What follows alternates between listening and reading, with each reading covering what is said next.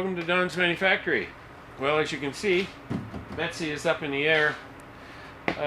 We got snow coming in the forecast. I just decided I was gonna go ahead and tear into the car and get the flywheel out. So here's the order of events. Got to remove the transmission, and when I do that, I'm draining the oil through a rag so that I can check the if there's any metal in it, because this is the break-in oil for the transmission. It's been, I don't know, 700, maybe even 800 miles now, so it's time to change it and find out if there's any shavings in it. Okay, so that's first order of business. After that, got to take it all apart, and I'm going to strip it down to just the flywheel, and then I'm going to put the bell housing and the starter back in and fire the motor up and see if it's out of balance, because you know there's a possibility that the balance problem is in the pressure plate. So if it's still out of balance with just the flywheel, then I'm going to take the original flywheel, which is laying on the floor right here, the one that was balanced with the rotating assembly when I built the motor back in '87. I will take that flywheel, bolt it back onto the motor, and see how smooth it is. Because I got to thinking, well, what if I have a leaky valve in the cylinder and it's limping a little bit? Well, that would make the motor feel like it's vibrating, although I don't think that's what it is. But I'm going to double check, because Modern Driveline is going to quiz me on this after I do all these tests. And if it's smooth as glass with the old flywheel, which I predict it will be, then I know that the flywheel is out of whack. And then what I'll have to do is pull the flywheel back off.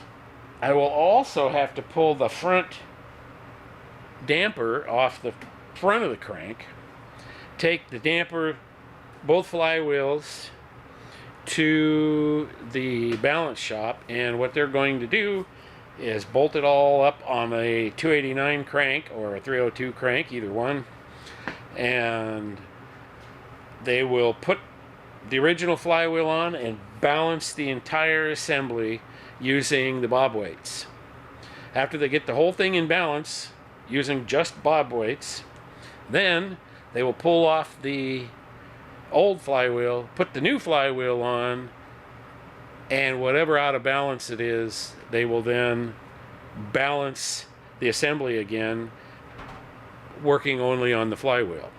So technically what should happen there is the new flywheel should be brought into the same spec as the original flywheel. Okay, that sounds like quite a process, huh? So I thought I might experiment with the by putting a bearing, doing that very thing, bolt the two flywheels together.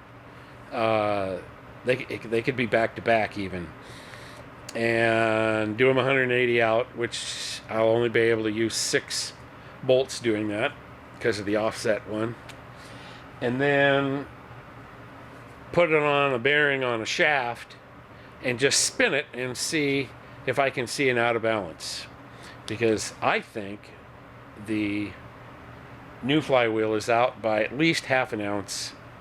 Anyway, between ½ an ounce and an ounce is where it's out.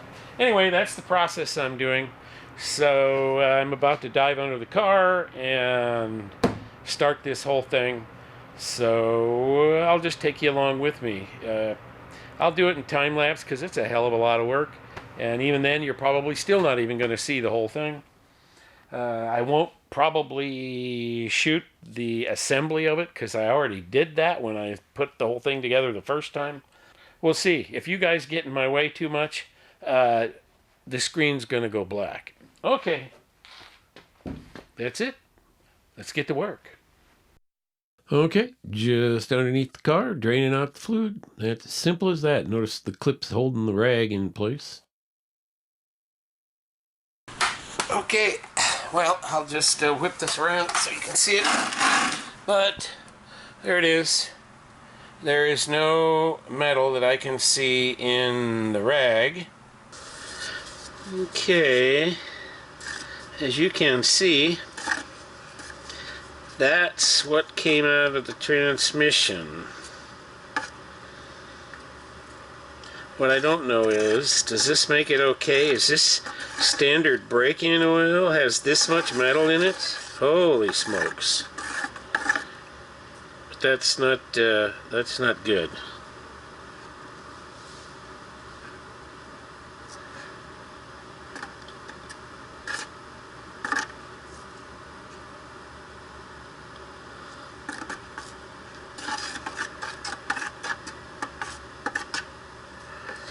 Okay, if anybody knows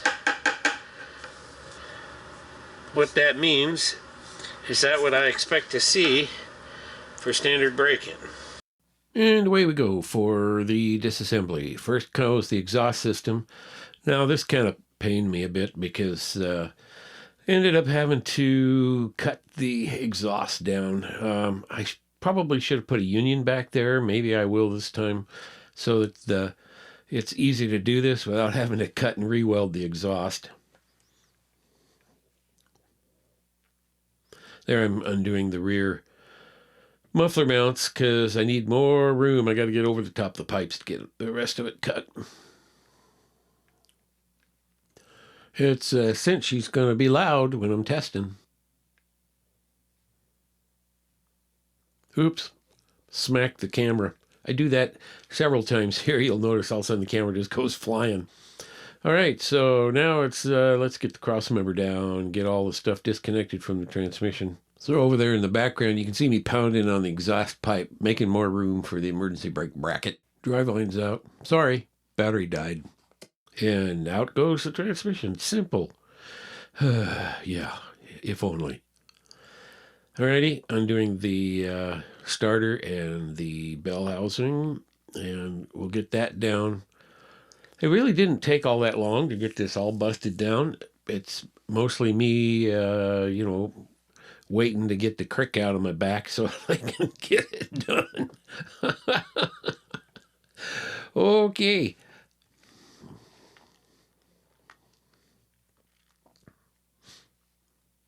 So you'll see the pressure plate come down, and then I just put the bell housing right back up. You'll notice here that I have to jack the motor back up so that my cooling fan doesn't smack the shroud. Well, vibration test number 1. The clutch is out, and the new flywheel is in. Just letting the motor warm up a little bit, and then I'm going to test it.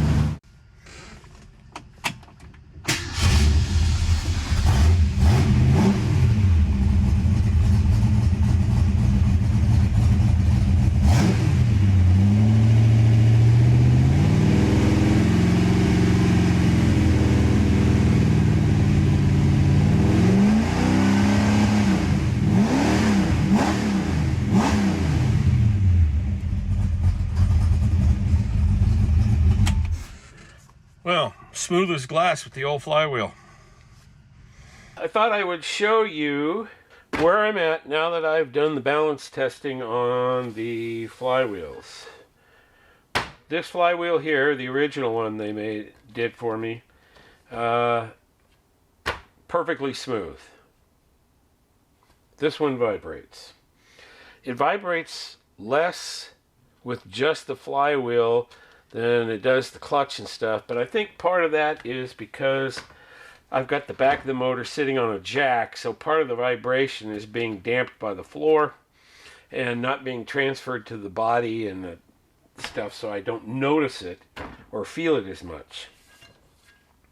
So I thought I'd show you what these guys do when they balance this thing originally. This flywheel was balanced with my rotating assembly.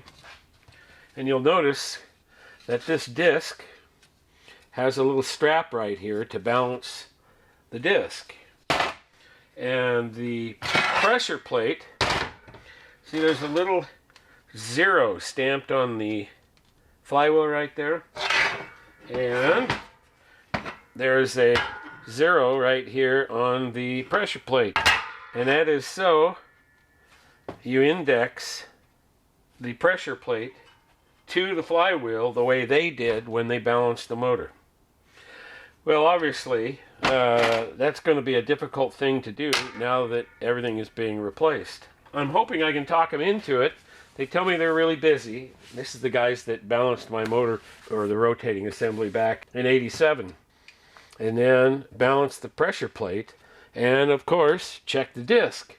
Now, I don't see where on this disc you would change the balance. You know, it was easy with this one with that strap, but there's really not a spot, unless right in there or something, where you could put some kind of a weight or remove weight in order to balance this disc.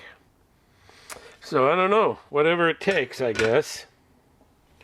And you'll notice, yep, this is a modern driveline part number.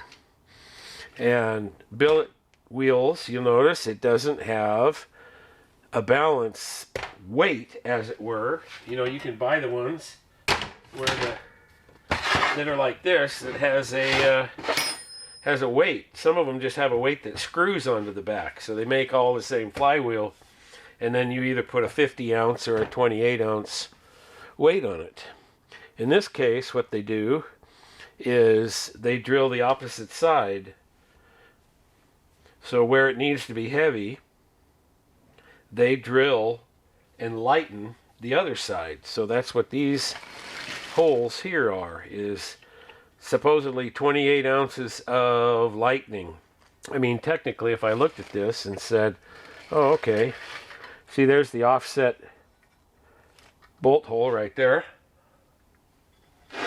And we flip this around, put the offset hole in the same spot. So if you look at this, you'll see the offset hole is where it's heavy, and same thing here, the offset hole is heavy here, light there. Anyway, that's the technology. It's not much. One thing that I don't particularly like about this here setup, so look at these hot spots, and there's a weird sort of chatter mark right there that you don't really notice. I don't know what that means. Is that something to do with what happens when the clutch gets hot, or what? But it's a little odd. Anyway, I've got a call into Modern Driveline about the fact that this stuff is out of balance, and I've got a call into my machine shop about getting this assembly balanced. And, you know, because if they send me a new flywheel, what's the guarantee that it's going to be, that the motor will be smooth? I don't know. If this is the way they manufacture them, and this one was built to their spec, then the next one that comes will be just as out of balance. So if I want my car smooth, I have a feeling I will have to pay the freight to have all this stuff balanced. Okay, that's where I'm at. And hey, what's the schedule for this? 2 weeks minimum. They said it'd be 2 weeks before they can even get to it, because they are mega busy at the machine shop. You know, this is the rush right before the season starts. Well, all the parts are laying around. I don't know what the heck I'm going to do.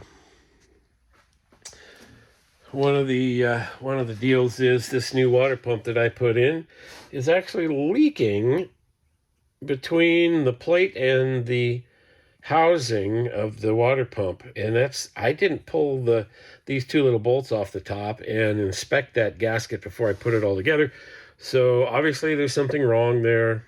My bad. I should have checked it. Anyway, so that'll give me something to do while I'm waiting for my flywheel to come back. And of course, I got to take the damper off and send that with the parts. Well, I hope you enjoyed this saga of Betsy. Just so you know, I got a call from East Coast Machining, and they were willing to tackle the job, so I quickly pulled the front damper off the motor and dashed all the parts out there. So before the snowstorm hit, they already have the materials to do the balance job, and we'll see what happens. You know, maybe they'll do it quicker than 2 weeks. I gave them everything, all the bolts for the damper and the pressure plate and the flywheel bolts and everything, all the stuff they'd need in order to do all of this except for the crankshaft. I did ask him if they had my balance sheet from 1987. He said he didn't think so. It would have made things a lot easier if they already knew what the bob weights were supposed to be. So, thanks for watching Don's Manufactory. There'll be a bit of a lull because I won't get my flywheel back for 2 weeks, but there's lots of other stuff to do. So I will keep you posted on my progress. Thanks for watching. I'll catch you later.